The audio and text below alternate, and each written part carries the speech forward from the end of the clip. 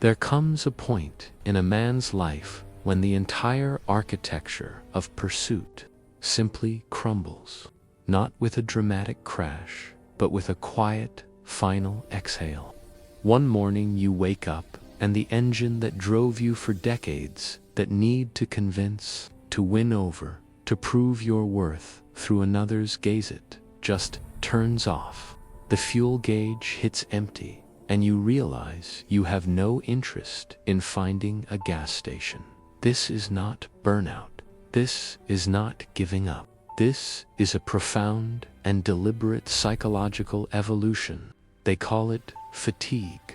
They call it a midlife crisis.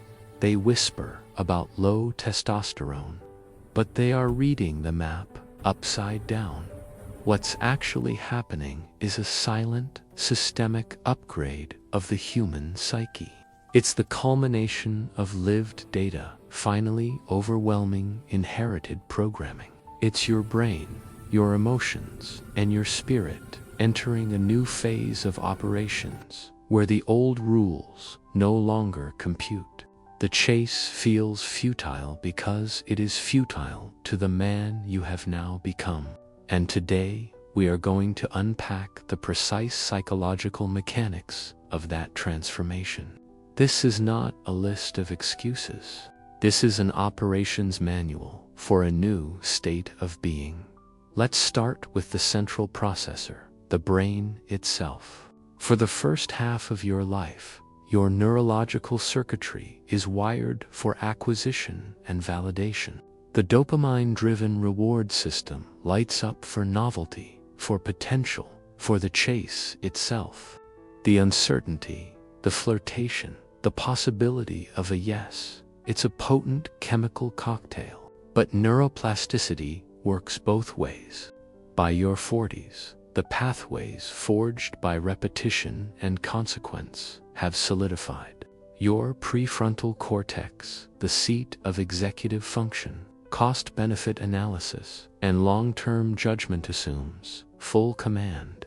It begins to audit every process, and the audit of the romantic chase protocol yields a devastating report. The findings show an enormous, sustained expenditure of cognitive and emotional capital for a return on investment that is statistically abysmal. The mental load is quantified. The hours spent crafting the perfect message, the neural energy wasted decoding subtext, the background anxiety of waiting, the cognitive dissonance of presenting a curated self. The data is clear. The protocol is inefficient. It is a leak in the system. So, the executive function does what it's designed to do. It flags the protocol for termination. This isn't laziness. This is your brain becoming a smarter CEO. It's shutting down a department that consistently loses money.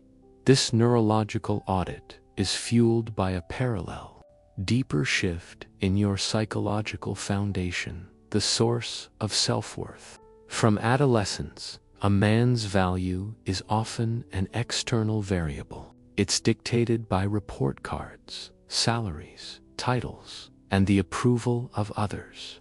Romantic pursuit becomes the ultimate external validation loop. If I can earn her affection, I am valuable. The chase, therefore, is not about the woman. It's a desperate, often subconscious, quest to stockpile evidence of your own worth. But a psychological milestone is reached. Around 40, a point of integration. The persona, the mask you built to navigate the world, begins to fuse with the actual self underneath. The striving to become someone gradually relaxes into the acceptance of being someone. You have a resume written in lived years, not just paper. You have survived failures that once would have defined you. You have enjoyed successes whose shine has faded into quiet confidence. You know your capacities and your limits with a brutal, unshakable clarity. When you become the author of your own worth, the entire economy of external validation collapses. You are no longer a currency trader, frantically trying to convert attention into self-esteem. You have become the central bank. You mint your own value, and a central bank does not chase after loose change. The psychological need that powered the hunger for proof has been satiated from within. The engine isn't broken, it's been permanently retired because you've built a power plant. This internal sovereignty triggers a third, powerful psychological mechanism, an intolerance for inauthenticity that borders on the physiological. The chase, by its very design, is a performance. It requires editing. It demands you highlight certain traits and temporarily shelve others. It's a subtle, socially sanctioned act of fraud. The post-40 psyche has a violently low tolerance for this fraud. The cognitive dissonance, the gap between the authentic, integrated self and the performed persona, creates a psychic friction that is genuinely painful. It feels like wearing a cheap, scratchy costume over your own skin. Your mind, now optimized for coherence and efficiency, rejects the dissonance. The thought process becomes streamlined and unforgiving. If I must pretend to intrigue her, then she is intrigued by a phantom. Any connection built on that phantom is a foundational lie. This is why games become intolerable. Vague signals become noise. Mixed intentions register as a clear no. It's not a lack of patience. It's a sophisticated psychological immune system, identifying and rejecting a pathogen, the pathogen of false connection. What does this immune system protect?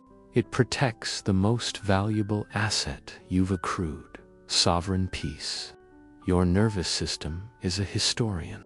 It remembers every all-nighter for a career breakthrough, every heart rate spike of a personal crisis, every slow burn anxiety of a difficult period.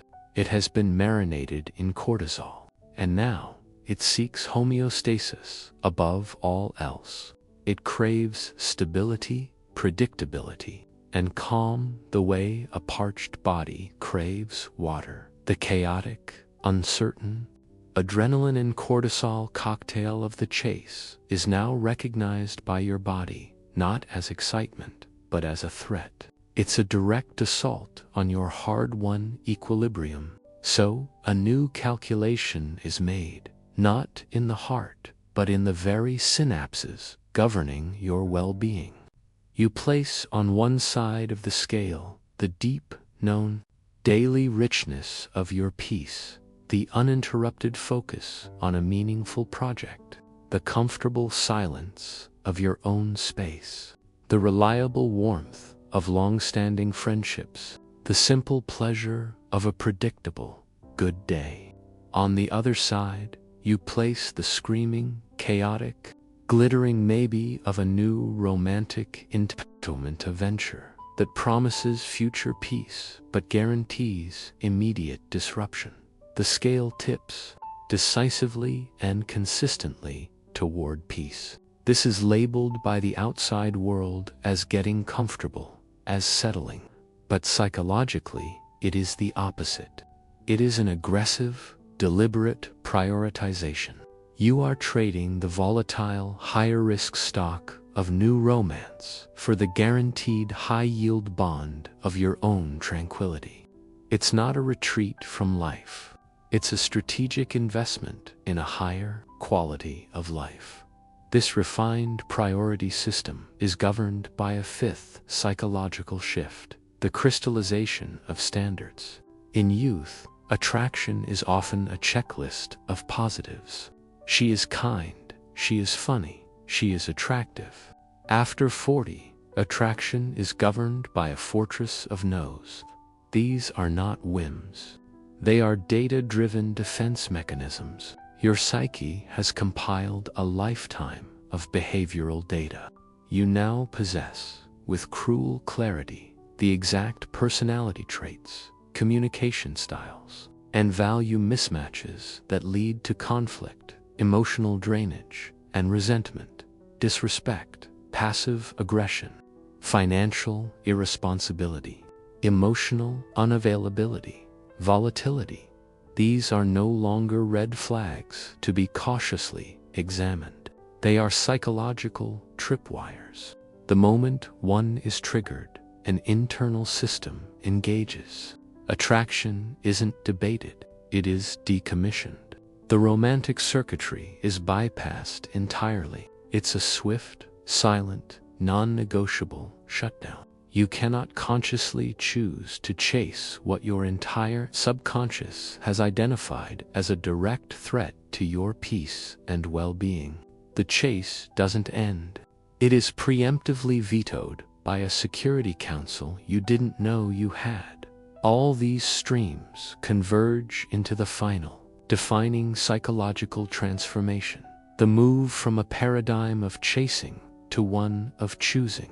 This is the core of the entire shift. Chasing is a state of lack. It is scattering your energy outward in a frantic search for something to complete you. It is reactive.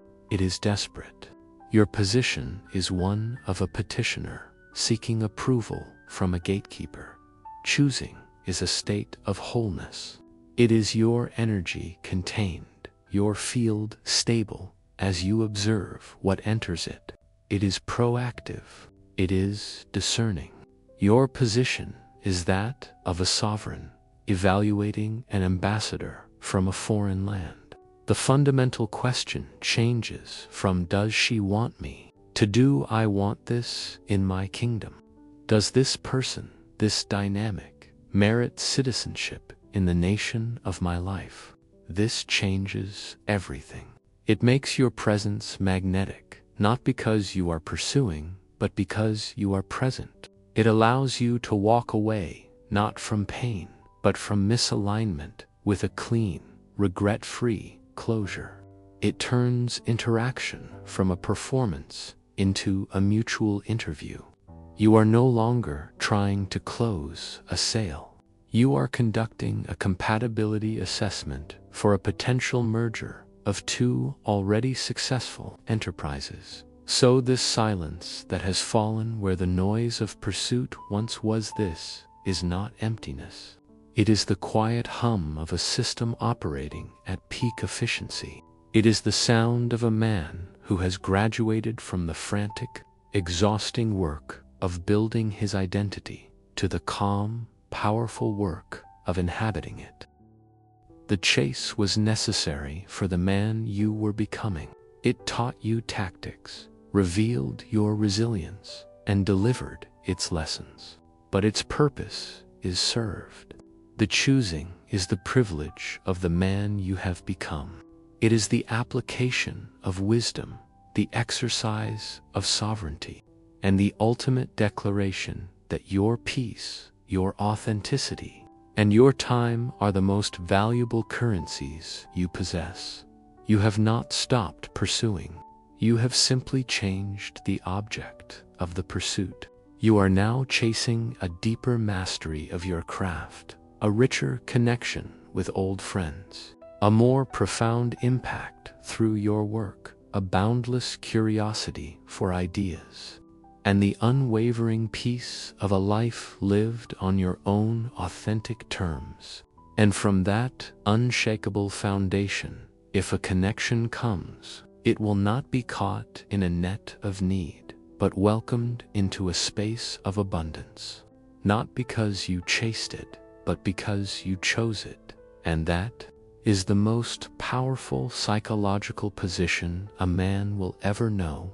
The pursuit ends where the self begins, and you have finally arrived.